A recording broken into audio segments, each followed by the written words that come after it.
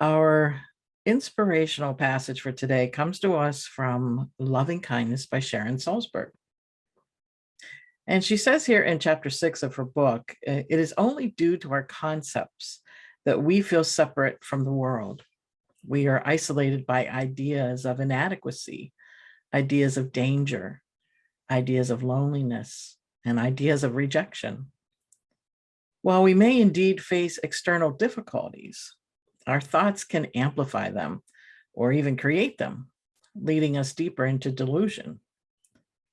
If we do not want to be enslaved by our thoughts, we can choose to transform our minds. In any given moment, do I choose to strengthen the delusion of separation or the truth of connection? One fall, I was teaching at the Insight Meditation Society, which is located in a rural area. Each morning, I would go for a walk very early, just as it was getting light. This walk took me past the mobile home where Max lived. Max was a huge dog. He looked like a cross between a Doberman Pinscher and a mountain lion. I started hearing reports that Max had grown agitated and aggressive, snarling at people and threatening to attack them. I had been experiencing a series of unfortunate events that fall, and I thought I might end this cycle of difficulty by being torn limb from limb by this dog. Every day at dawn, I would set out with a certain Max consciousness, my fear growing with each step as I approached his territory. For many days, Max had not been in the yard as I passed, but I was becoming increasingly tense about the prospect of an encounter. As the days went on, I found that my very first thought when I awoke in the morning centered on Max and my fear of him. I had read that His Holiness, the Dalai Lama, his very first thought upon waking is a prayer of love and compassion, dedicating all of the coming actions of the day to the benefit of all living beings. Starting the day as I was in fear of Max was beginning to seem pretty interesting. Finally, one morning, Max was there. From far away, I saw him sitting in the twilight. Fear rose sharply. I proceeded slowly, with each step seeing him as increasingly separate from myself and as a tremendous threat.